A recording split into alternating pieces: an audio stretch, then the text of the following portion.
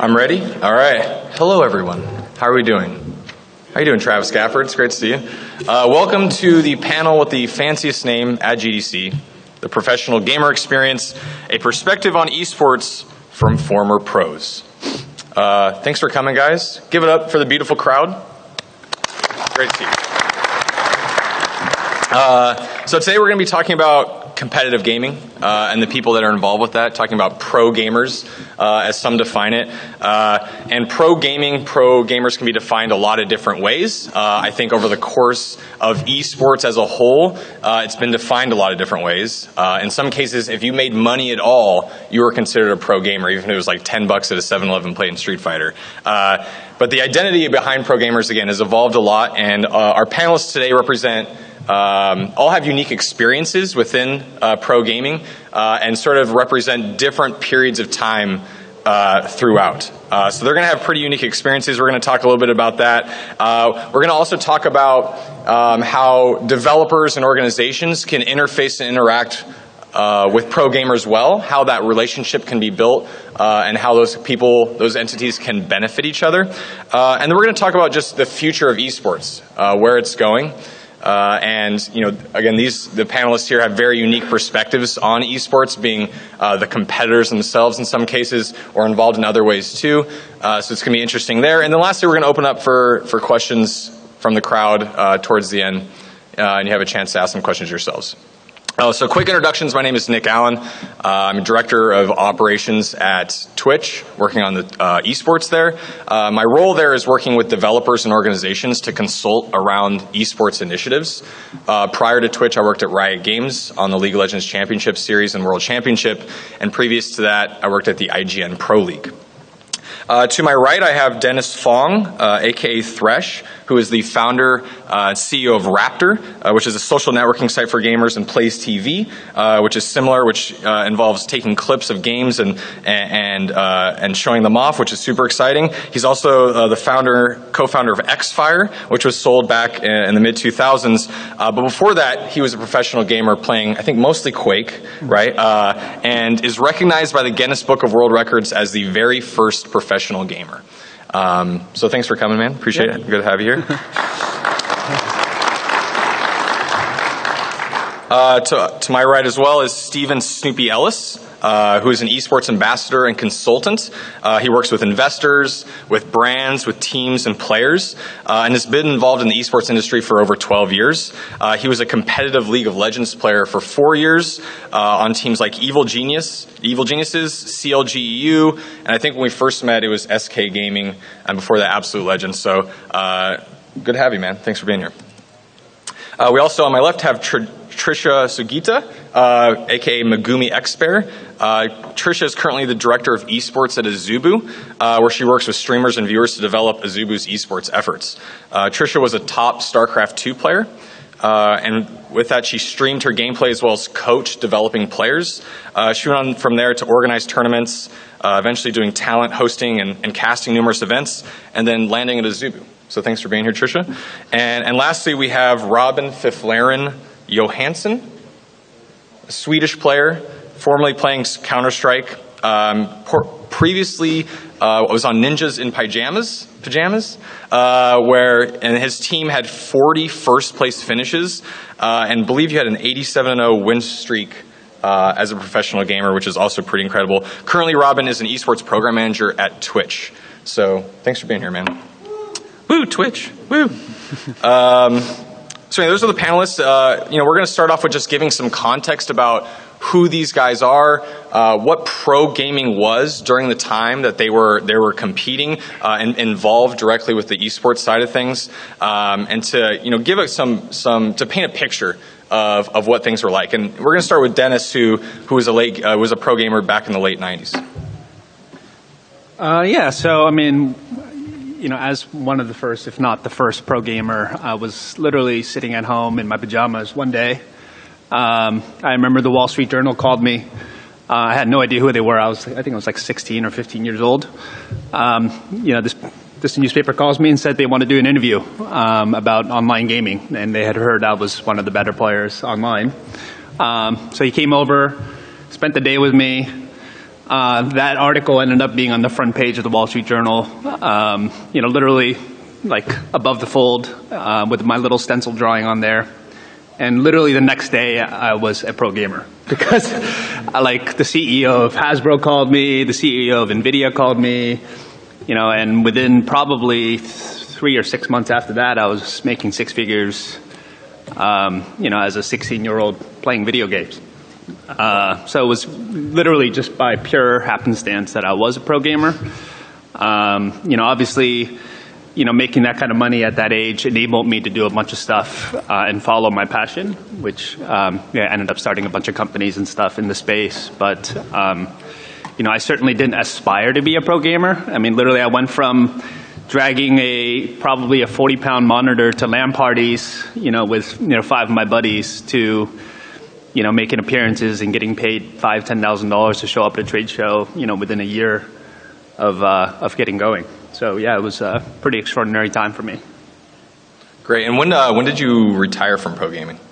So it was, I think the very first eSports tournament, I was just actually reminiscing with Jay Wilbur, who was the CEO of id Software at the time, was in 1995. So Microsoft, in conjunction with the online gaming service called Duango, which had about 20 or 25 servers all around the world, had a tournament where they found the local, kind of the regional champions. I was the champion from San Jose. Flew us all to Microsoft headquarters in Redmond for a tournament called Deathmatch 95. We played in that tournament. I ended up running way over time. So I think we didn't actually finish the finals till probably 2 or 3 a.m. But there were hundreds of people that stuck around to watch. There was press and stuff. Obviously Microsoft, made a pretty big deal out of it. But, that was the first indication that there might be something here, that people were cheering, people stuck around, the crowd was really into it, the players were really into it, the press was really into it. The prize was, there was literally no cash prize. It was like $10,000 worth of goodies. But it felt pretty cool. I think that was literally the very, very first tournament for esports. Crazy. And Robyn, we were talking earlier, sort of in the same vein, you used to play in tournaments, and you said at certain points the prize would be like mouse pads and things like that, versus, today we're talking about millions and millions of dollars in prizing. If you could just talk a little bit about your experience and the things what was competition like during your era? When I started playing, I was 14, traveling to my first event, and same thing there, where you bring over your CRT monitor that weighed between 40 to 50 pounds and a desktop PC on top of that, because back then you didn't really have, tournament base where they actually bring you PCs, right? So, but yeah, it was the same thing there. We competed for mouse pads, anything. We were just there for the competition, really, because back then as well, sure, in Sweden, I'm sure we were probably one of the first with good internet, but that's what you did back in the day, because you had a modem connection, and then if you wanted to compete and you want to talk with your team, then you travel to tournaments. So I don't think that I think I was getting mouse pads and mice and keyboards up until I was 15 or 16, when you started getting a little bit of money, and we're talking like $100 here. And for you, like when did things start to really pick up? Because you're competing for multiple years. You played in CGS. When did you start to see sort of a turn in the nature of the competitions? When you say a professional gamer, I think there's like two things to it. One is that you travel to tournaments and you compete versus the best, and the other one is that you're getting paid to play. I started getting paid when I was 16, but then obviously when CGS came around, I think that's what really stood out, right? Starting getting newspaper front page, depending on where I was at the time, getting a lot of money to play, traveled the world, and I think that's pretty much the switch on my parents as well. It's like, well, you can't be in the basement all the time. You got to get a job, and then I started getting money for it. And then okay, you can keep playing. So you lived in a basement? I did. Okay. I did. We had a house. I lived in the basement, and it was my place. It was like a whole apartment. I even had a fridge right next to my PC. I didn't have to move, and I didn't move until I had to use the bathroom. Nice. And Tricia, you were playing Starcraft II. I think Starcraft II for a lot of people, especially in the West, was one of the first big exposures to esports. And you and I met, I think, at IPL 3 at this big giant open tournament. But what was your experience like? Because you were streaming as well, you were coaching. So I think your perspective on gaming is a little bit different than the rest of the panelists. Like everyone said, definitely at that time, when peripheral brands would send you a box of like NVIDIA new graphic cards, like that was a big deal, and you'd get supported. And like you said, at IPL 3, back then, the stage, it was impressive at that time, but we've seen it evolve to like the international, where the stage now replicates the hero's ults, and the stage also makes ultimates and has all the graphics involved. Same with, World Championships for League of Legends. Like everyone talked about the stage and how awesome it was. And I think on the production side, we've seen it grow so much, not to take away anything from the past, but it's really exciting to see how much it's evolved. And back then, I think, everyone did their best to run tournaments, but it wasn't organized as well as it is now, right? People would make your brackets on Challenge and do online tournaments in that way. So. Cool. And Steven, I think League of Legends is, again, similar to StarCraft II, a lot of people's first major exposure to esports, and really, I think one of the biggest leaps forward for esports as a whole. And you sort of saw that transition playing from 2011, right, and before through 2014, right? So seeing the creation of the League of Legends Championship Series. So what was your experiences like? I think you saw probably the most rapid growth in terms of sort of quality and organization for esports. What was your take on it? Yeah, so when I was first originally competing, it was back in late 2010, and I was competing on these online leagues. It was ESL Go for Lols at the time, and I was getting about 50 euros, a couple of €100 every now and then, and I got approached by a team called SK Gaming at the time, who had said to me, would you like to compete and represent and play for us and travel to China? And I grew up in a small town in Scotland, and I just happened to be very good at video games. And this team at the time, SK Gaming, had asked me, would you like to fly to China and compete? And I'm like, hell yeah, that sounds awesome. I'm going to go there. And I went there, and my mind was absolutely blown. I was getting paid. Well, I wasn't getting paid at the time. I got the opportunity just to travel to the other end of the world and play in front of a local crowd in China and play video games. And we placed third, and I was just encapsulated by the industry and that I could actually compete to do this. Within 2 weeks, I was flying off to New York, and my life just kind of accelerated and took off quite quickly.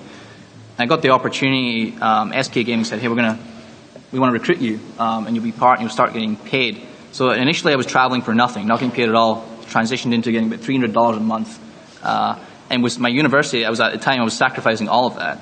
And I got approached by a team called CL Gaming, Technologic Gaming, who had said, "We want you to join us and move to South Korea." And I was in my third year of university at the time. I dropped out of university, moved to South Korea with a bunch of 4 random guys from Europe. I'd played, not that random, I had played with them before, but I moved out there and kind of moved away from home and everything and dropped out of university. And my career kind of took off from there. Lived in South Korea for 6 months, and I watched esports evolve very rapidly. Following it for about 12 years at the time, but it evolved very rapidly when platforms like, it was Zone3D originally, and then Twitch came along afterwards. And developers like Riot Games decided that esports is a thing. And I think initially it started off as a market retention tool, just as a way of marketing to retain their game audience for longer. And in doing that, we started traveling the world. In 2012, I think I was on a plane every 2 weeks all around the world. So whether that was Asia, Europe, or America. And seeing that evolution and the viewership just steadily start to grow. And actually not even steadily, rapidly started to grow. So originally there might have been 10,000 people watching. That quickly turned into millions.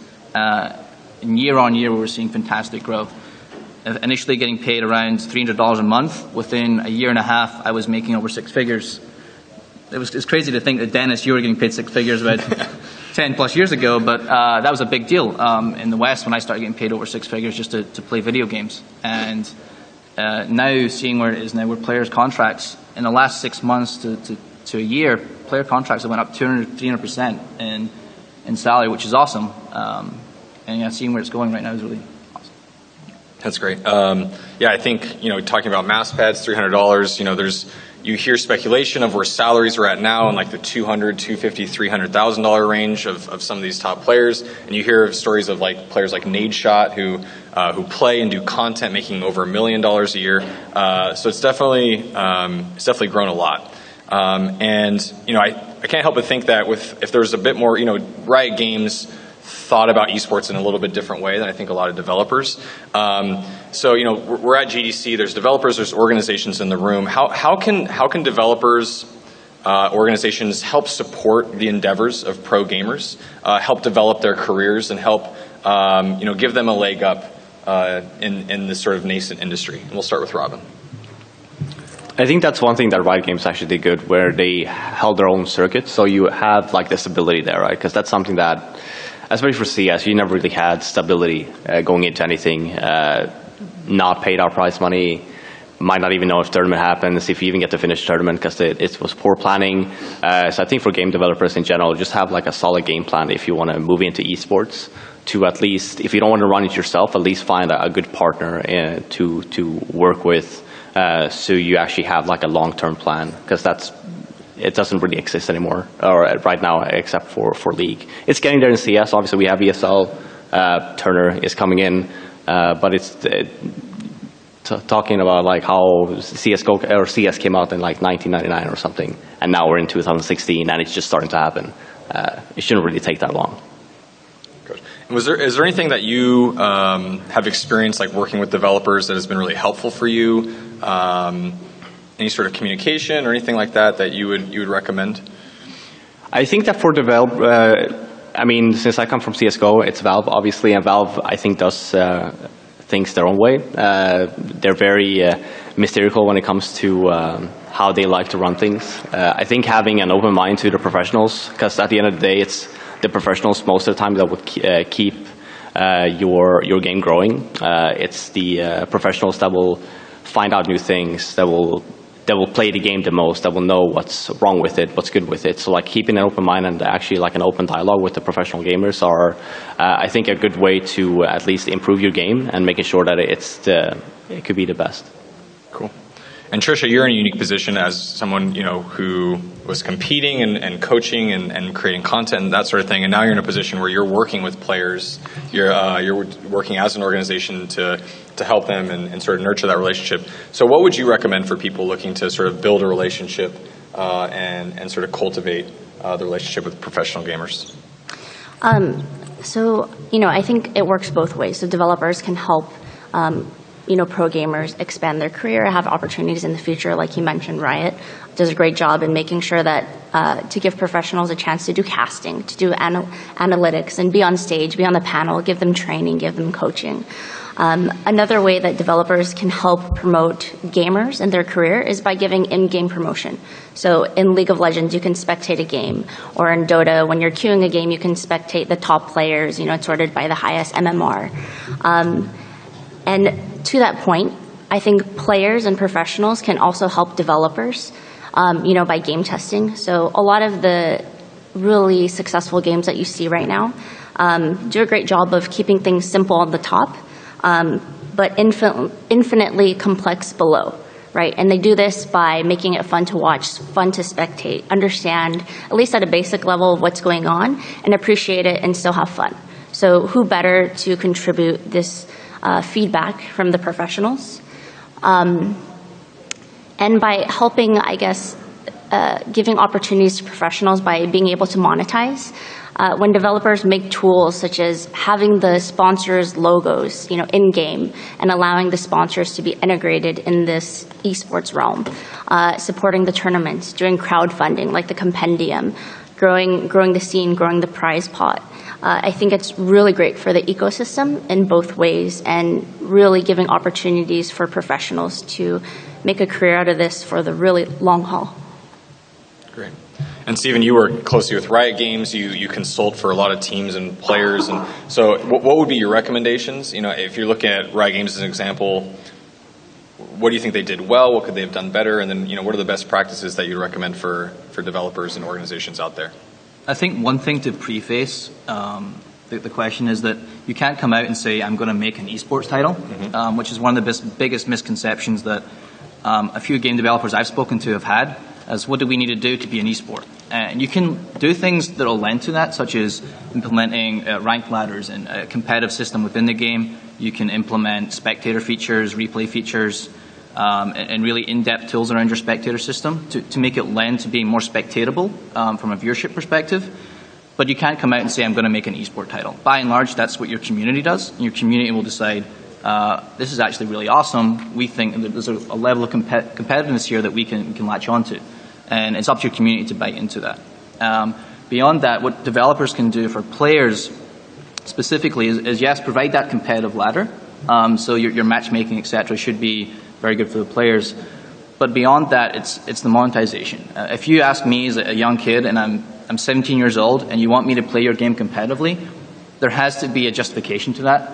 It takes a lot to be competitive. I know back in the day I was spending about 14 hours a day for 5-6 days a week playing League of Legends just to stay at the very top.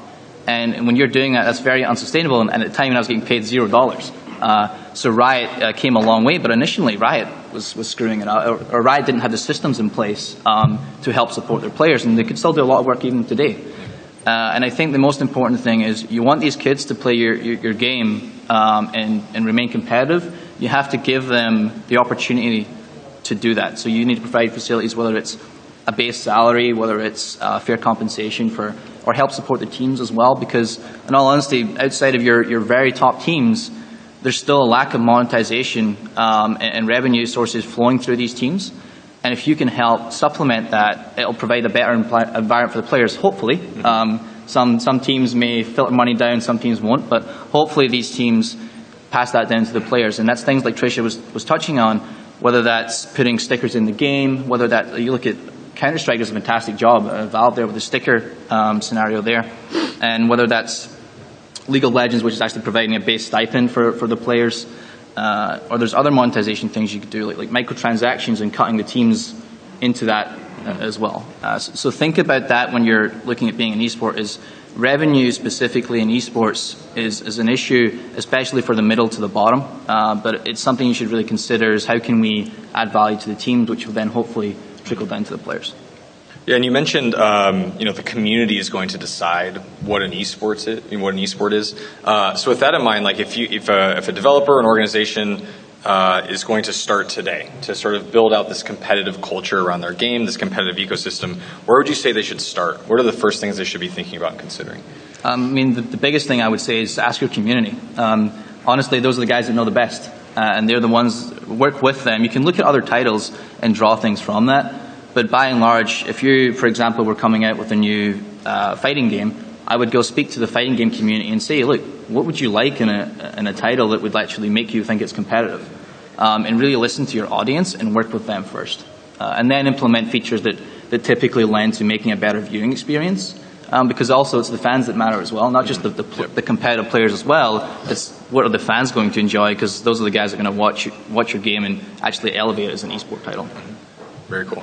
And Dennis, for you, you utilized your pro gaming experience and the things that you did there, the resources it gave you, and moved on from there to start companies. So, as I guess my question to you would be, if I'm a pro gamer today, how would what would you recommend to them in terms of using their experience and the things that they're doing to sort of catapult themselves into a life after pro gaming? Yeah, I just wanted to add on to Steven's comment there. I mean, to me, it's not really about competition per se, because games have had tournaments and competitions and ladders since like the 90s. So to me, it's not, esports is really not necessarily purely about competition. To me, it's mostly about entertainment. It's what storylines do fans and people connect with, right? I mean, I think that's the one thing that Riot did really, really well, was they invested in people. They invested in building brands. They invested in building storylines with each player, with each team. I mean, people don't really care that much about League of Legends per se, more than they care about TSM or Bjergsen, right? Like, when I tune in to watch, I can care less whether it's League of Legends, really. I mean, obviously, I play League of Legends, but it's really about the players that I have the affinity towards. And I think, the rise of esports in my era was because, I was undefeated for 5 years. I was the world champion in 5 different games. So everyone either wanted to see me lose, or I either had people that really, really wanted to see me lose because they hated me because they wanted to, or they're rooting for the underdog, or they're rooting for the favorites. And that storyline is what propelled golf with Tiger Woods, and I think it's, what propels kind of entertainment in general. So, to me, it's not about having ladders and thinking about it that way. It's having consistency. So what Stephen mentioned, I think having that base salary or what have you with the players and teams basically gives players and teams the consistency to be there year or month after month, year after year, and to stick with it. And that enables the community to kind of have some appreciation for these players and the teams and affiliation to which ones that they actually, they prefer and that they're going to be rooting for. So I don't know, that was not exactly your question, but. No, that's great. So yeah, great answer. And sort of moving on to the question that I asked previously, I kind of want to have an open discussion here with everyone. Each of you, being a competitor and pro gamer, you guys have moved on to have lucrative careers outside of pro gaming. So if someone's out there right now watching, what recommendations would you guys make to how to best utilize their time now, thinking ahead beyond their experience as a pro gamer and their career there, into the next steps of their life? What would you recommend? What should they be thinking about based on your guys' experience? We'll start with Robyn. I think it's always good to have a backup plan. I think that's the most important. So, for example, from my experience is that I was competing since 2004, and then I took a break 2010, actually moved over to Dublin, Ireland to get a job at IBM, just so I had something to move back on. And I think that's very, very important to keep in mind. But and keep in mind, the landscape back then was a lot different than now. You have a lot more esports jobs out there. I think keeping in touch with a lot of people, networking is very important when you go to tournaments. Just if you have a passion for something, and I say go for it. Because, for example, maybe you can't be a professional gamer, but you still want to be in the scene, then you want to look into, well, what can I do? What am I good at? Or what do I want to do? But always have a backup plan. So I'll touch on that. I think if you're an aspiring pro player or a current pro player, one thing it's very hard to do because to remain the very, very top, you really have to focus on your game. In League of Legends, 80 plus million people play League of Legends every single month. And if you want to remain the top 100, it's very hard to think outside of that because you're so committed just to focusing on playing. And some people take the approach, like the Malcolm Gladwell 10,000 hour approach, where if I just play 14 hours a day, I'm going to be the very best. And that's not necessarily true. There's better ways to train. And you could do, for example, play 6 hours a day and then do VOD analysis and have a healthier approach to playing. But what's more important, I think, is that you think more broadly about yourself as a person and developing other skill sets outside of just playing. So whether that comes from taking advantage of opportunities and I can speak to Riot Games because that's my background. Riot Games would set up media events and offer training panels for player or summits every biannually, and you could attend these, and it was up to you to get the most out of those experiences. And I really encourage players to try and extract as much value out of those opportunities as they can. And whether it's attending our conferences or summits and networking and meeting people and taking advantage of the fact that you are essentially on a pedestal and you can meet anyone in or around the gaming industry and really take that opportunity to network and grow your skill sets outside of just playing the game repeatedly and be very cognizant of that. And afterwards, think about what you're doing with your money. With players in traditional sports, I think it's the NBA, and we've got some people from Turner that can speak better to these statistics than I can, but there's, I think within 10 years of being outside of the NBA, a shocking statistic is something, I don't know if it's 1 in 10 or 1 in, whatever the statistic is, but a good portion of those players go bankrupt within 10 years of being out of the league. And that's not just with the NBA, that's with the NFL as well. And I think it's really important that you're cognizant of that. You're making a lot of money right now, but that money's not going to last forever, and especially because you're not developing a lot of skill sets outside of playing. And be very conscious what you do with that. Save that money or look to invest it, seek financial advice and assistance, and prepare for the future, not just the present. To me, I think the one thing that most players don't think about is their own personal brand. I think if you look back, I was certainly probably the first, the Thresh name. I knew that there were certain things that I popularized, whether it's, I think a lot of people credit me with popularizing the WASD key configuration, because back then people used a lot of weird key combinations, or having a premium mouse pad. There was no such thing before I popularized that. So it's like understanding what your brand is and what it represents and how you can potentially build on top of that means more than just, sponsorships. It also means how you carry yourself in the press. And there's certain things that you may trade, whether it's your time, or otherwise, that to help build that brand, right? So if you look back, the guy that came after me was Fatality. He's a very good personal friend of mine. He still makes, he hasn't competed in, I don't know how long, probably at least 5, 6, 7, 8 years. He still makes probably close to $500,000 a year just in licensing his brand. And I bet most gamers today don't even know who he is, right? It's just become, it's kind of become like Air Jordans or something, like it's, like your brand is worth a lot. But I would take someone like Doublelift, who, it's arguable whether he's in the top 3 or top 5 ADCs in League of Legends, but he's known as a trash talker, and he's built a brand around that I think will carry him through even beyond his competing career. Mm-hmm. And so, I think a lot of players, they're young, they're brash, they don't really think about the type of personality that they're going to build and the brand that they're going to build, because I think that actually ultimately is what's going to carry you through to whatever it is that you do. I mean, you could be, I look at some of the top Twitch streamers in League of Legends, they're not the best players. They just have a personality and a brand that people are attracted to. And Tricia, for you, you were gaming, you were coaching, and you shifted over to tournament organization and hosting. And are those things that people should be thinking about? What would you recommend for players that are considering retiring or even getting into pro gaming? Yeah, I think I couldn't agree with a lot of people's points. For you as a pro gamer, I think you have to evolve, right? Just as any sport or any competition, it's really hard to stay on top, just realistically. It takes so much practice and such dedication, and then, there's always going to be somebody new strategies, new teams.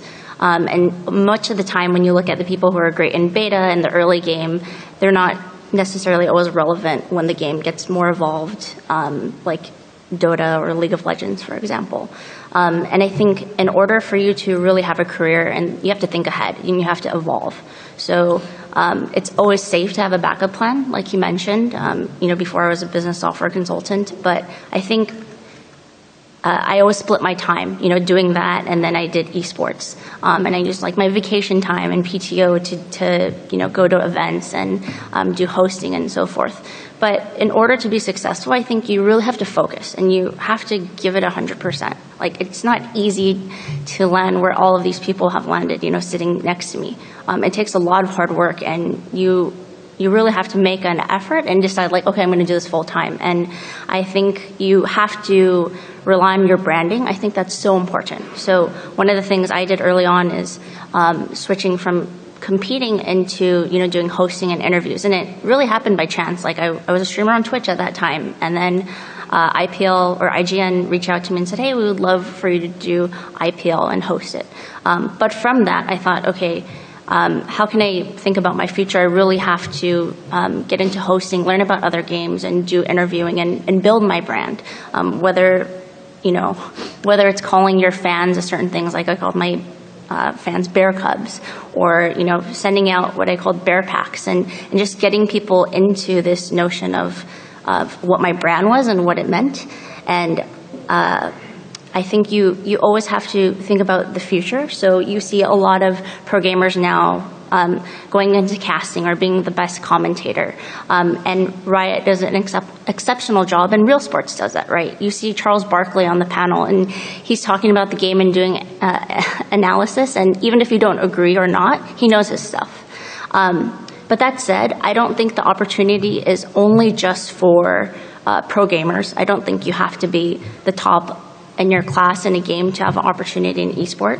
You can be a personality. You can be a caster. So, Dota has announcer packs where you can have your favorite announcer commentating your game, or when your tower is down, and so I think there's a lot of opportunity depending on where you are. So when I say professional, I don't just mean as a competitive player. I think you can be a professional in many different aspects. And even, let's say, I'm not a camera person, or I'm not a competitor. There's still ways where you can contribute as a community member. So a really great example is GameHeart. It was a mod in Starcraft II. And it basically allowed for a phenomenal spectating experience where you didn't really have to watch the game actively to see what was going on. So before, top left corner, you can see what's building, what's in progress, what's being upgraded. And with GameHeart, it allows you to see, over the larva egg, you can see a Zergling being created. And it didn't take anything away from the spectating experience, which was the beauty of it. But that's a great example of, GameHeart was a mod, and then later it got implemented by Blizzard's WCS. So I think opportunity is abundant for all aspects in esports. Very cool. And, you talked a little bit about IBM, a job in IBM, developing brand, and I think, thinking about having these side jobs is sort of a symbol that, maybe esports isn't the best bet. Maybe you need to hedge your bet and your investment a little bit. I guess will we ever reach a point, or I guess talking about the future of esports, when will we reach a point, I think is probably a better question of not having to think in that same vein. Are we there now? I think the difference between when a lot of these guys are playing versus the amount of money and resources that players and teams are getting now, very, very different. So I guess, to at a high level, how is esports evolving in the future, and is this full-time pro gaming thing a realistic option for people now? And if not, how long is that going to take? So to touch on it, maybe 10 years ago or 15 years ago, when you were thinking about going pro, it was a different consideration than it is now. And in regards to a player retiring right now, or an aspiring player thinking, what would I do next afterwards? There's a wealth of opportunities in and around the esports industry, whether that's with teams, tournament organizers, developers, publishers. There's a lot of different opportunities in and around the industry, and that goes for fans as well, not necessarily just professional players. I know that's the panel, but for fans as well, if you're looking to get involved in esports, there's certainly a wealth of opportunities in and around the industry. Mm-hmm. And thinking about where the future of the industry is going, I would consider it as a modern day sport. Quite honestly, there's millions of kids out there who haven't found, and it's a great quote from Whalen, who works at Riot. He said, there's millions of kids out there who haven't found their sport, and esports is their sport. And it doesn't matter whether you think it's a sport or not. Millions of kids out there now latch on to esports as it's a form of sport and entertainment for them, and there's an appetite out there for it. Gaming is growing rapidly year on year, whether that's due to advancements in the games themselves, or it's more a generational shift, I would say, amongst the population. More and more people are playing games, and whenever I have kids, which is hopefully not too soon, my kids are going to grow up on video games, even more so than when I grew up on video games. And people are going to want to see the top people play whatever game that is. And I think esports is going to grow. One big consideration is just the monetization and revenue stream around that and how that model works. But I think it's going to be here for a long time. It's going to get bigger and bigger, and there's lots of opportunity around it. So it's a good bet to stay. And I'm going to stay in esports afterwards. Yeah, I mean, I think esports being a professional sport, which it clearly is. It's like any other professional sport where only the absolute cream of the crop make any money, right? I mean, how many tens of thousands or hundreds of thousands of people play football? But there's less than 1,000 NFL players that actually make any money, and most of those guys play for 3 years, 4 years, and then they're done, right? And at least in that case, they're making millions and millions of dollars. So, I mean, to me, it's still, we have to remember, it's still a really nascent sport. Clearly, it has a really bright future. But if you're talking about, I don't know how many people are in, say, League of Legends, but if there's 80 million people that play it every single month, there's less than 1,000 people that are actually paid to do it. And when we say paid, most of them are paid, a couple $1,000 at best, right? So it's still a pretty risky proposition, right? We're not going to kid ourselves here.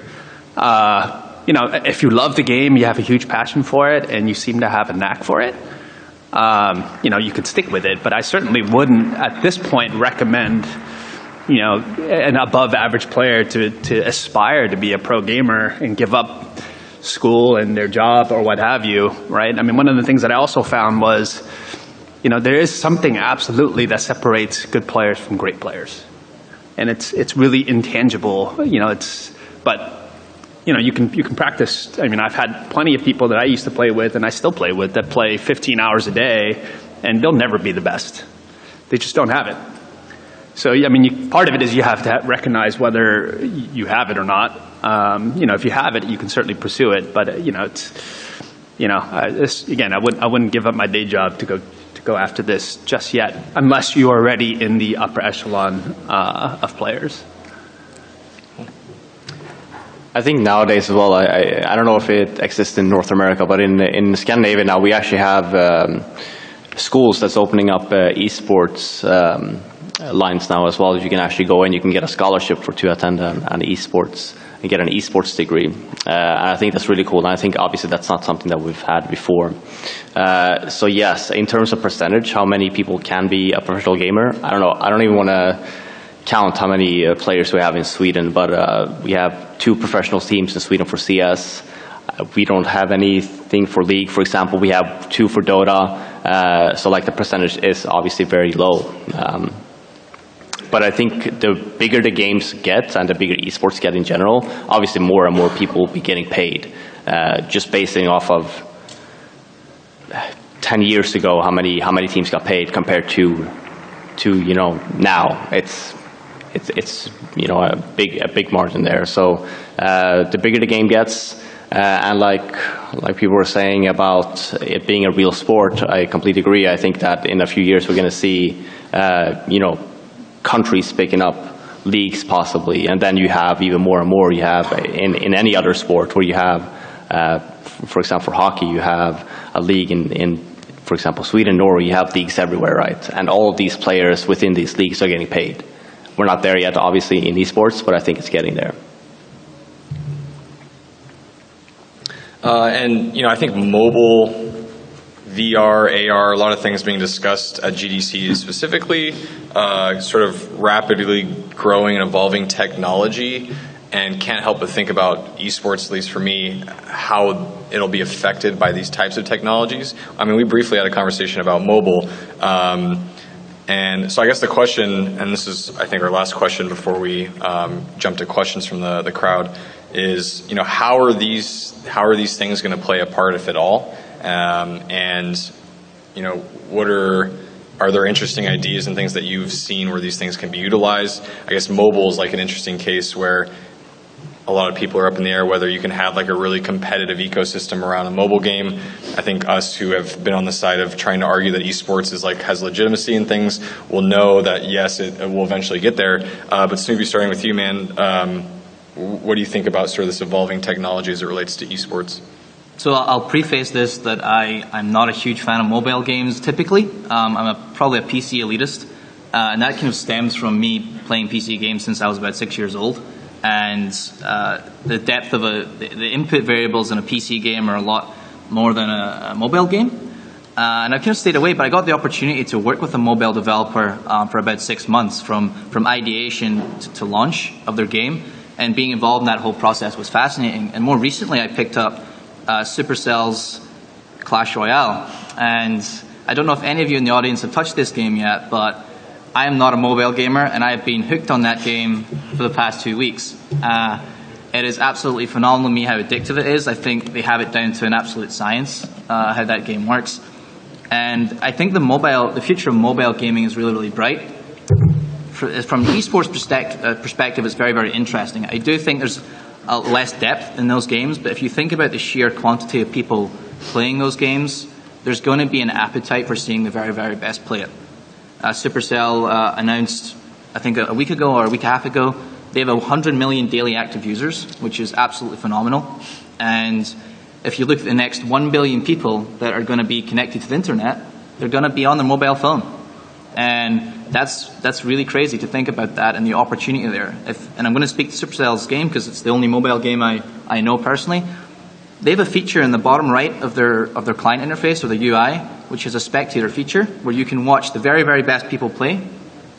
And those games, within 4 hours of being uploaded and seeing the very best people play, 650,000+ people have watched those videos already.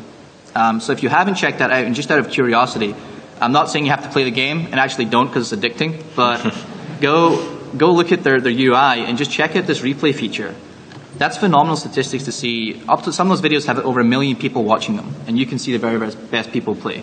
And to extend onto your question about AR and VR and what does that mean for esports, if you have the opportunity to test AR or VR, it's phenomenal technology.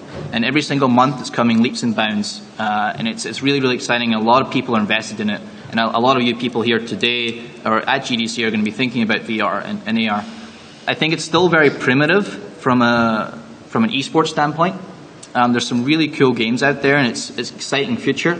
But I don't see it being necessarily competitive from an esports standpoint just yet. But maybe in, say, 3 years, it could be, or 5 years even, and maybe that's too soon, but we could see people competing inside VR, AR.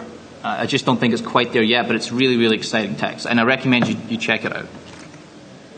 Yeah, I mean, to me, esports is inevitable in every platform because it's ultimately platform independent, right? I mean, I think most people who don't know esports would think it's crazy that there are spectators and viewers and that much passion behind a sport that's played virtually, right? So, you know, whether it's on mobile or on VR, AR, I think it's all inevitable. It's coming.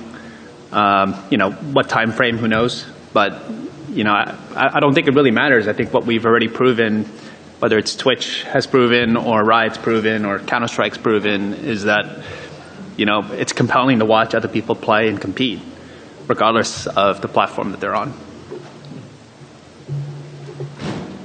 I don't have a say in mobile gaming. I play desktop PCs. I don't like consoles. Obviously, everyone has a cell phone. Everyone can play. But PC master race.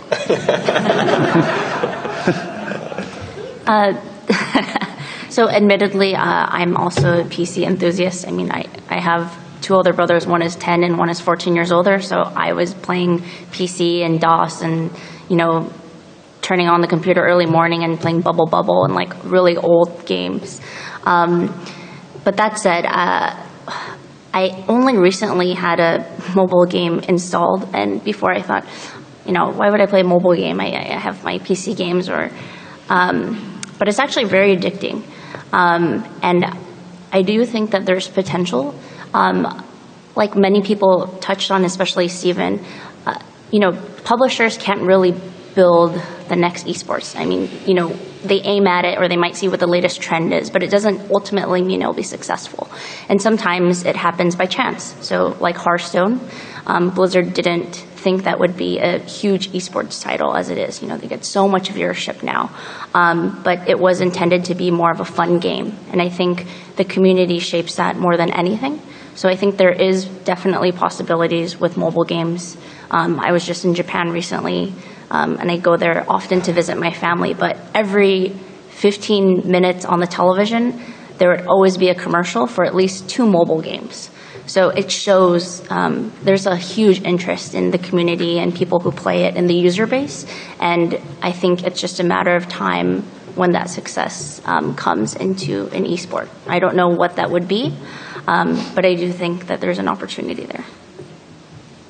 Awesome. We have about 10 minutes left. We're going to open up to questions for people in the audience. And we will start with the gentleman over here. Hey, thanks everybody. Really appreciate you being here. This is a great panel. In the U.S., all the major pro sports organizations, the players have all organized into unions. Do you see that? And they've negotiated collective bargaining agreements. There's clear transparency in contracts. Do you see that happening in the eSports world? Do you see that as an evolution? And why or why not? I can answer that if you want. Just, please repeat the question if you want to answer. Oh, I can't do that. Okay. You're going to have to So the repeat. question was, U.S. sports organizations have player unions, and do we foresee player unions coming to esports? Okay, yeah, so it is actually coming, at least for Counter-Strike, it is coming. I think it's an important step because there's a lot of people out there that's not holding their end of the deal with the contracts. Players getting shafted in terms of how much they're getting paid, how much money the org is getting paid, just like no transparency whatsoever. So I think it's very important that that there is a player union, and I know that especially for Counter-Strike that they are working on it to just at least get some more rules on the board and just like some more transparency. So, but it is really important because I don't know how it is for League, for example, but it's not like players have agents, for example, to help them with this. Most of the time, it's just you get a contract as a kid, you read it, and you see dollar signs, and you sign it, and you don't really care about anything else.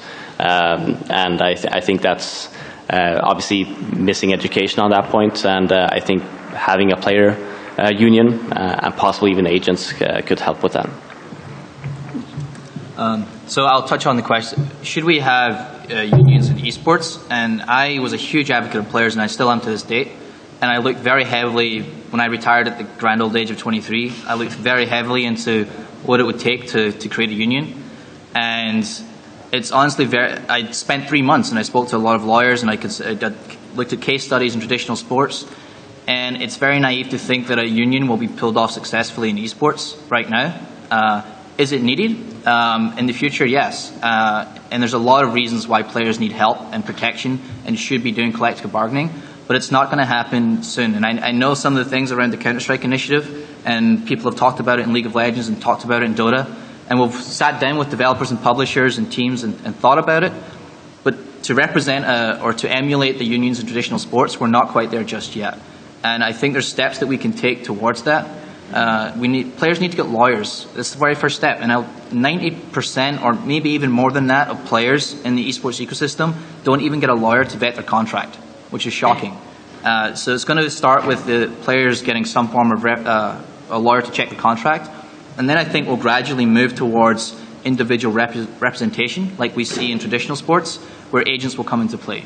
And the problem with the ecosystem now is, as Dennis was touching on, a lot of these players, the very, very top, are making a lot of money, but some of these players aren't. And if you think as an agent, I really want to represent a player that's not making a lot of money, I could do it out of passion and be philanthropic about it, but honestly, it's a business at the end of the day, and if I'm taking 10% of 60,000, that's 6,000 per client. That's not a lot of money. And there's not really a solid business case around individual representation. But beyond that, once we get to that stage where players have agents, then I think we'll move to more collective bargaining, and that will start to happen. I think it won't happen necessarily on the player side first. It's going to happen on the team side, which I'm a little bit scared about, actually, because I think that can do more harm than good in this space with the current ecosystem if teams start to think we're going to rise up against the developers, and which there's been talks of over the last 10 years, but maybe more so in the last 6 months to a year. And we need to be very cognizant as an industry of, if we're going to do something like that, understand the repercussions of doing it, and first try and collaborate and cooperate and meet in the middle somewhere before going full on union. Cool. Thank you for the question. We'll go over here. Hey guys. So with traditional sports, one of the things that you're probably not worried about when you're thinking about going into that as a career is if the sport's going to go away. Like hockey's not going anywhere. So the difference is esports are coming and going all the time. For example, a lot of people, when Starcraft was kind of falling off, they went to Dota or League or Hearthstone or Here's the Storm. So my question is, have you guys ever felt pressure to switch which game you're focused on? And if so, how did you make that decision? Yeah, great question. The question was, sports generally isn't going to go anywhere. Football's going to be around for a long time. But esports seem to have, sort of peaks and valleys in terms of the amount of people playing and its prevalence. Has there ever been any sort of thought or pressure to switch games and diversify, the games that you're playing around esports? I mean, I definitely felt that back in the day. I mean, I was the world champion of Doom, Doom 2, Quake, Quake 2. Like, you actually had to switch.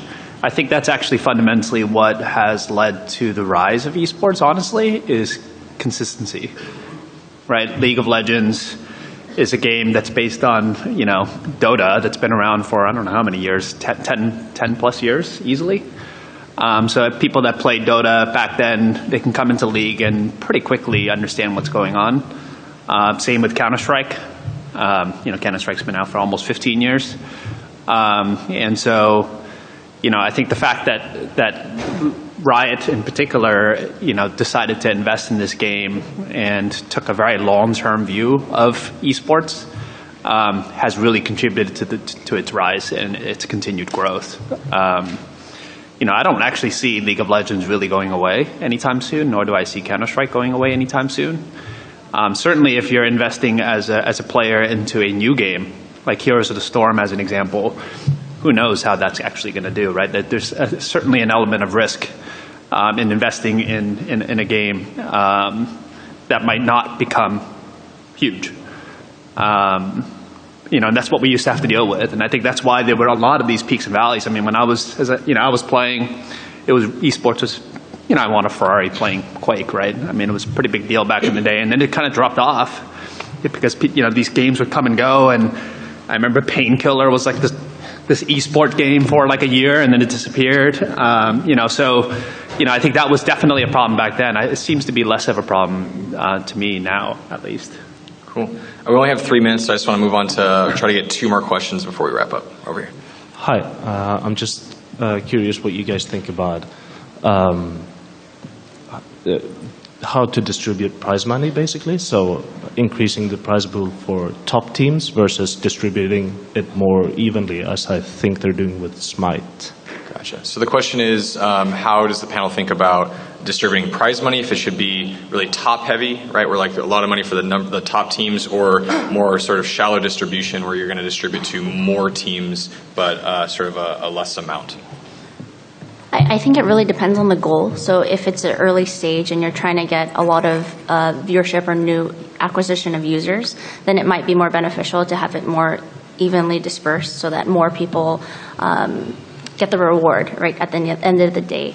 But I think when it's already established, like Dota, that's why they can have such a huge top to bottom payoff. So again, I think you just have to look at what the developer's goal is, and is it user acquisition, is it retention, and so forth. Cool, and we'll do one more question, just so you guys know too. Some of us will be hanging out in the hall afterwards to talk with you guys some more. So last question over here. Thanks. This is a question for Tricia specifically. How have you, as a woman, dealt with professional play in what is sort of a boys' club traditionally as esports? Oh, the question was specifically for Tricia. How has she done as a female gamer in sort of what some would consider a boys' club that is Sure. esports, right? Yeah, and have you experienced any particular discrimination or challenges that your male peers might not have? And have you experienced any discrimination that your male counterparts might not have? So I guess the simple answer is yes, but it's not something that, how do I say? I try not to pay too much attention to it, because at the end of the day, we all have obstacles or whatever it may be. Whether it's a challenge of being the top player at that time, or evolving your brand, or losing popularity and trying to switch, should I change into a content provider, or personality, should I get into casting, or you see some of professionals who've moved into the panelist, and sometimes the community would be like, hey, his reflexes are off, or he's getting old, or whatever that may be. And so for me, I just see it as a similar challenge. It's not something that it's like gender issue per se, but yes, I have, and it's just something you have to have thick skin, but everyone has to have thick skin. You have to have thick skin of criticism of that person isn't great on camera, or this person sucks, or this person, lost it, or he's only on this team because he knows the owner. So for me, I just take that as a challenge. And like I said, I have 2 older brothers, so for me, it's very fun. Cool. Well, thank you very much, guys in the audience, for attending. Thanks to the panelists. Thanks to GDC. Thanks very much.